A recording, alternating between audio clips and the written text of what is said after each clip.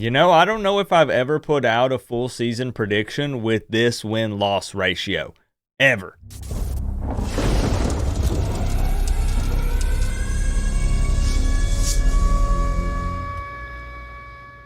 What's going on, Canes fans? That's right, it's finally time. We're firing up the hypothetical machine. So on the right-hand side of your screen, that is the Miami Hurricanes regular season schedule for 2025. We're basically going to go game by game. I'm going to talk about it for just a moment, give you win or loss, and we're going to see how close we get. Last year in 2024, in my way too early, I predicted 9-3. I did end up changing that to 10-2 in my final official season prediction, which will happen again this year in August. But it's always fun to go ahead and dive into the schedule and do a way too early one and just kind of see where we stand a few months before kickoff of the season. Now, I would like to add a little disclaimer. Yes, it is necessary. And it's just to remind everyone that this is not about what I want to happen. It's about what I think will happen. And I try to be as objective as possible when doing these predictions. So, I'm human. I'm a Canes fan first, but I try to set the Canes fandom to the side. So let's not waste any more time. Notre Dame, week 1, Sunday night. This is going to be the only college football game on that Sunday night. There is an afternoon game, which is Virginia Tech and South Carolina, but that's going to be at 3 p.m. This is going to be so hype. The world is going to be watching. And Notre Dame went 11-1 last year in the regular season. Again, just keep in mind, I really only talk about regular season here. We're not going to talk too much about what teams did after that, bowl games, playoffs, all that stuff. I'll probably mention it a little, but when I bring up their record, it's going to be regular season. So 11-1 for Notre Dame. Their only loss was that weird, I guess you could say, fluke game against NIU. I mean, at the end of the day, Notre Dame is the national championship runner-up. So they had a heck of a season, losing to Ohio State 34-23. The big question, though, is, was Notre Dame a one-hit wonder, or can they be a contender again in 2025? They did go through some changes. They lost defensive coordinator Al Golden, so they had to replace him. And their starting quarterback is most likely going to be a freshman, taking his first snaps at the college level away at Hard Rock against Miami, CJ Carr. So, how is he going to perform on the road week 1? This is a tough one. If Miami fans can show up and provide a true home field advantage, make all the attendance jokes you want, but this game is, again, going to be very hyped up. Notre Dame fans will probably show up loud and proud. I think Miami fans will do the same. First look at Carson Beck in the Canes uniform. And then Miami needs the experienced players to show up and show out. I think it might be game over for Notre Dame. If Carson Beck can get comfortable early with his receivers and tight ends and he can find a bit of a rhythm, who are you taking here? Are you taking the experienced Carson Beck, or are you taking the freshman CJ Carr? Miami's going to have to be able to shut down that run game. Notre Dame is probably going to have a pretty solid offensive line. So it's really going to come down to Beck getting settled in, and we get our first look at Heatherman's defense. I think that Notre Dame probably tries to slow the game down, low scoring, but then Miami might try to run it up. So what I'm actually going to do here, I'm going to put a W. I'm going to put a W down for this one, and I think that Miami beats the national championship runner-up from last year in game 1. So moving on to week 2, Bethune-Cookman went 2-10 in 2024. What do you want me to say? It's no disrespect, really. It's not, but Miami handles business in a big way. If Miami were to lose a game to the Wildcats ever, I mean this forever and always, just shut the entire program down. I'm being for real. Put it down as a W. Next up is USF, 6-6 last season, and they beat some nobodies. If you remember, this is the game that Miami fans were supposed to be terrified of because the Bulls played Bama close. Well, they did, until they didn't. They're airing this game on the CW. So I guess that already tells you how they feel about this one. Not a whole lot of hype going into this game. They do have an explosive offense, though, and their quarterback, Byron Brown, will be returning. But their defense was super sus last year, and I think that continues in 2025. And unfortunately for them, they play Florida the week before they play Miami. So it's going to be a rough start to their season. I'm going to mark this one down as a W. And then there's Florida. Florida. 7-5 last season, but their fans would like to remind you, and trust me, they will down in the comment section, just like they've been doing all over social media, that they finished the season strong. They had positive momentum on the tail end of last year. And to be fair, they're right. They're not lying. They did. Quarterback DJ Lagway should be healed up and could be a big threat in his second season. But I would like to note that they play LSU in Baton Rouge the week before, so they could come into Hard Rock with their heads down, or, maybe they're hyped up if they end up winning that game. Florida, of course, wants revenge after that embarrassing beatdown from last season. But there is a realistic chance, I'm just going to say it, that both teams could come into this game with a loss. I know that I gave Miami a win over Notre Dame, but of course that's really probably more of a 50-50 game right now if we're being real. And for Florida, that LSU game could potentially be tough. Now, for Miami, that would be a non-conference loss. For Florida, that would be an SEC loss for them. So, a conference L would suck pretty bad. And I'm just going to be brutally honest. Let's just cut to the chase here. I don't think this will be a blowout like it was last year. But Miami has continued to recruit big bodies up front, so I'm not worried about facing SEC teams anymore. And Carson Beck has seen his fair share of Florida, and if I'm not mistaken, I don't think as a starter at Georgia that he's ever lost to the Gators. I'm super confident in this game. I mean it. Miami will not lose to Florida. I might be more confident in this game than I am the Bethune-Cookman game. Okay, that's a bit of an exaggeration. I wanted a dramatic pause there to, people were going to go ahead and start typing up comments. I'm not more confident in this game than Bethune-Cookman, but it is a W. So going into the first bye week, believe it or not, I have Miami starting 4-0, a strong start to the 2025 season, which is not necessarily uncommon for Miami. They've done this many times, but the end of the season tends to be a different story. But more on that in a few minutes. For now, it's Florida State time. And believe me, as much as I want to troll, I was foaming at the mouth when writing notes for this game specifically. Florida State is not going to have another 2-10 season. They're just not going to. They are going to improve. They're going to be a bit better. Do I think that they're capable of winning the conference and making it to the college football playoffs?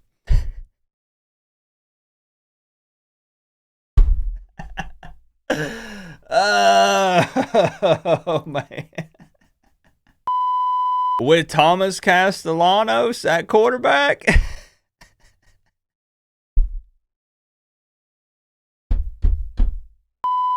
All right, let's be for real. He should be an upgrade over Doo-Doo DJ. I gave that guy so much crap last season, and rightfully so. He was not very good. Castellanos will be a little bit better. He's more of what Mike Norvell is looking for. He's going to be a dual threat type of guy. But I don't really think that they have the juice to beat Miami. Now, their DBs did play great against the Canes last year and forced us to lean on the run game.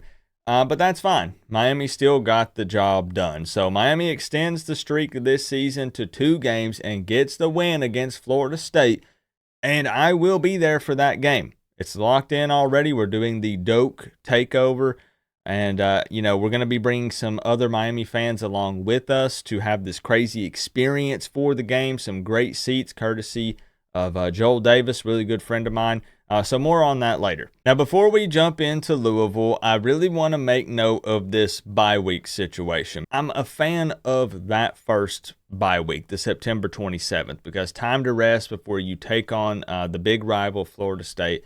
but I hate the placement of this second bye week. So close together right before Miami goes into the big gauntlet of ACC games right here after that second bye week. It's terrible placement. And then you come off of that second bye week and it's a weekday game, a Friday matchup against Louisville. That is just a recipe for disaster. So Louisville, they went 8-4 last season. Miami did beat them. It was a bit of a shootout, 52-45. And they picked up a transfer quarterback, Miller Moss from USC, who has a good amount of experience under his belt.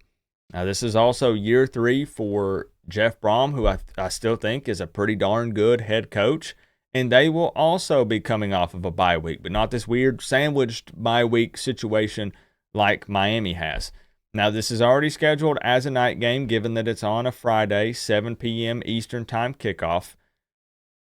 But I think that Miami might be a little bit of a shock for Louisville, because leading up to it, the Cardinals play Eastern Kentucky, James Madison, Bowling Green, Pitt, and then Virginia. By the time we get to this game, Miami's going to be a little bit more battle-tested than Louisville, and I do think that Miami ends up getting the win here. This is still a scary game for me. I'm not going to lie. Again, I'm very well aware that Miami broke the bye week curse last season. Finally, thank goodness. They had such a bad track record coming off of bye weeks, going back to multiple previous head coaches. Mario Cristobal took care of business. They won all the games off the bye weeks last year, but the bye week into the Friday, probably undefeated Louisville at that point. It's at least at Hard Rock, but very scary situation. I want to make it known it's going down as a W, but I'm a little worried about it right now. Stanford, oh boy, 3-9 in 2024, and doesn't look like they have much to be excited about this season. Lack of proven depth, young quarterbacks, terrible defense. Let's just go ahead and put it down as a W. Miami is not losing to a tree. Next up is SMU, and I really am not even going to throw any shade here. Rhett Lashley took the Mustangs to the ACC championship game and the college football playoffs last season. Yeah, they might have lost both of them, but Miami was sitting at home. We couldn't even make it there. So I have to give them some props and some credit. Their schedule really isn't terrible in 2025, and they have quarterback Kevin Jennings returning, who will be backed up by Tyler Van Dyke, I guess. But I don't think they have quite the same level of success this season, though. Probably still a 9 or 10 win season, but I don't believe that they're a college football playoff contender, at least right now. On paper. It's easy for me to say that in June, but I don't think that they are. And I'll be completely transparent with you, though. This is going to be such a weird statement to follow up with what I just said.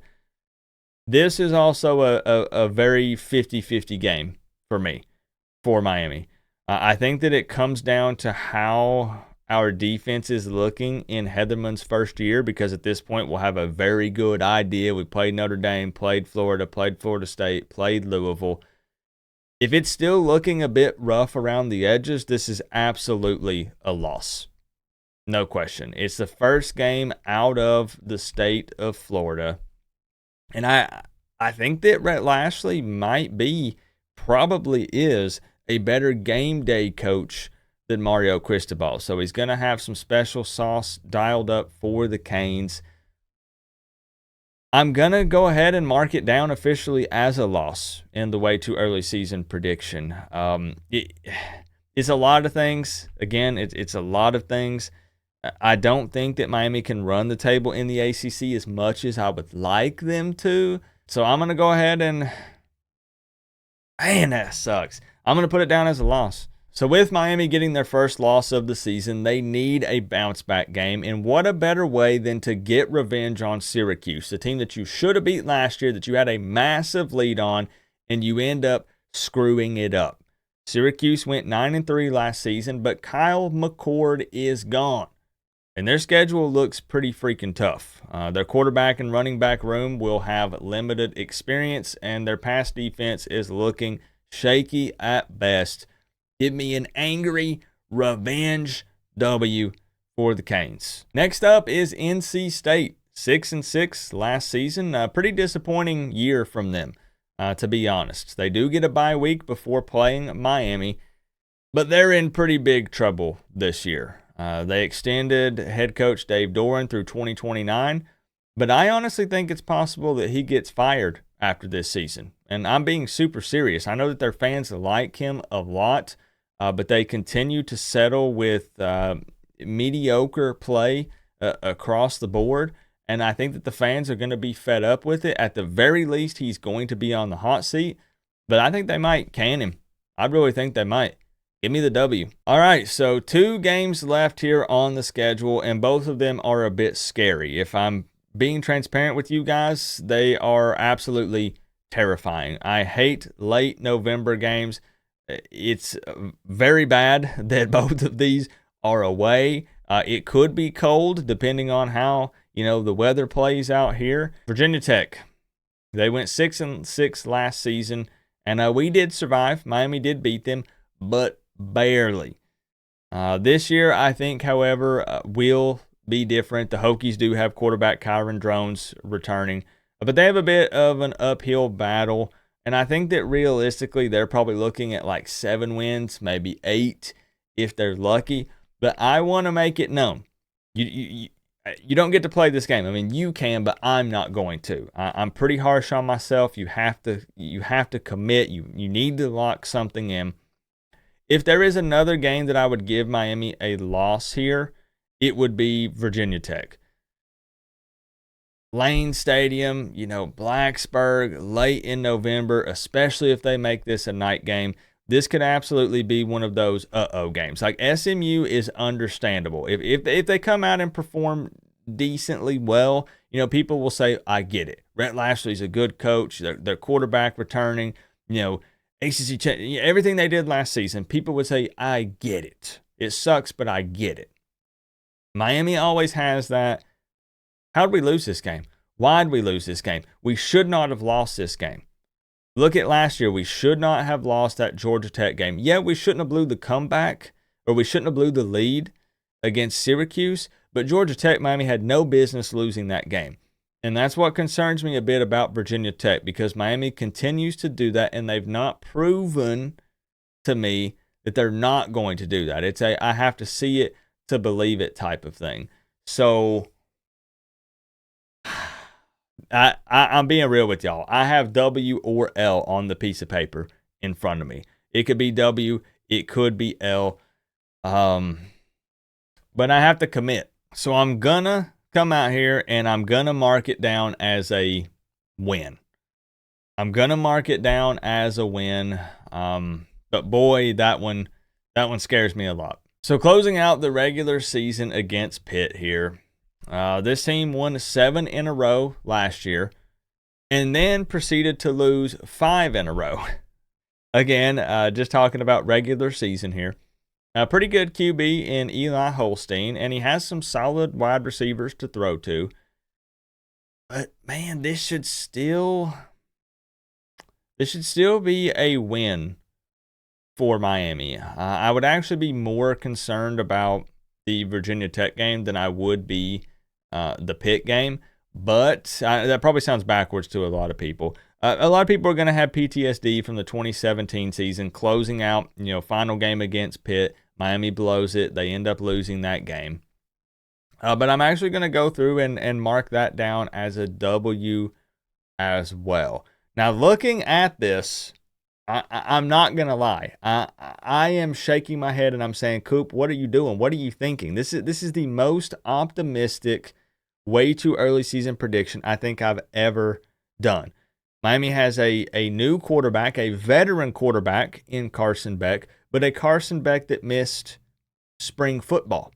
Miami has a new defensive coordinator, which should be exciting because you always want to say, well, it can't be any worse than Guidry. It can't be worse than what happened last year, but that's not true. That's just not how life works. We would like to think it's an upgrade, but we don't know exactly how it's going to look. All I know is what Heatherman did at Minnesota. We saw some major improvements for them defensively in his first year, but can he replicate that at Miami? I'd like to think so with the upgrade in talent, but I don't know for sure. And again, Miami continues to, struggle sometimes with coaching on game days with Mario Cristobal, and they keep, starting strong and then, puttering out on the tail end of the season. So I am shocked myself here. I'm surprised that I'm doing 11-1. This is subject to change, obviously.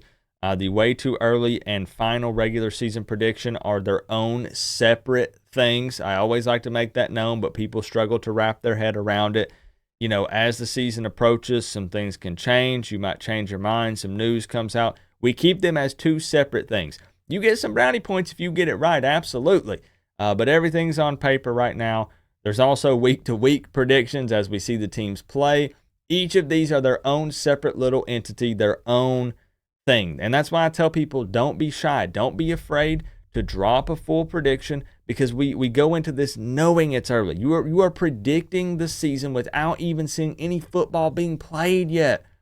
It's very tough to do. And if you get it right, hats off to you. That's pretty impressive.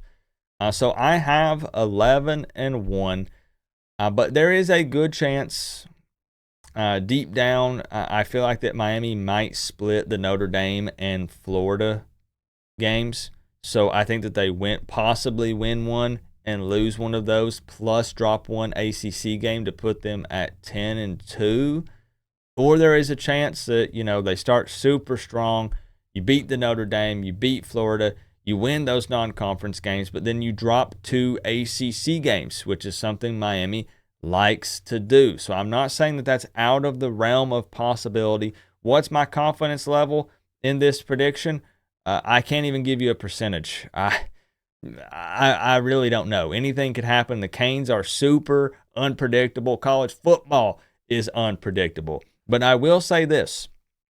If I had a choice, let me know what you think if you agree. I would rather lose the non-conference games. Heck, I would take, we'd rather win them, but I would take losing to Notre Dame and Florida if it meant Miami could run the table in the ACC. Truly, I mean that. Or split the Notre Dame and Florida, and heck, lose the USF. Lose the USF. If it meant winning every ACC game, I'll take it. That's what I want to see Miami do. And I made an entire video talking about this block of games right here. Them November games. November games are so scary for the Canes. They typically lose at least 2 of them. So the key to the season is winning those late November games, specifically late, but all the November games. It's all ACC. Miami has to handle business. And it's not the end of the world, in my opinion, if Miami drops that Notre Dame game to start the season. Everybody says, well, you need to start strong. That could springboard this team into a successful season. I used to think the same, but my mindset has kind of shifted a bit. It's more so about the finish for Miami. A good, strong start can be helpful, but we've seen Miami do that, and then it didn't really mean much on the tail end of the season. Heatherman's got to come in, make a difference. Carson Beck has to get into a rhythm and feel comfortable early. We know he has the experience. We know that he can do it. He's played in big-time games and stadiums. And they gotta finish strong, man. You got to win the conference games, get into the ACC championship game, and we'll see. We'll see if this team can be something special. But I'm not shying away from the fact that deep down there's a strong push for me to change this to 10-2. It's not a scapegoat. It's not something I'm going to point back at and say, I tried to tell y'all. No, right now the way too early is 11-1. And I got to stand by it, stand firm in the paint, But, man, it's tough. This is a tough one. This schedule on paper is more difficult than what it was last season. Let me know your thoughts, man. I can't believe I'm doing this. I can't believe I'm saying 11-1. I do not believe it that I'm putting this in, but I'm putting it in. I've done the research. I've looked at everything. I'm confident in Carson Beck. Not quite as much Mario Cristobal, but just let me know your thoughts. Remember though, guys, we're all one big happy college football family, but at the end of the day, I gotta say, it's always better when you get to rep the U. Coach Coop, peace out. I'll see y'all in the next one.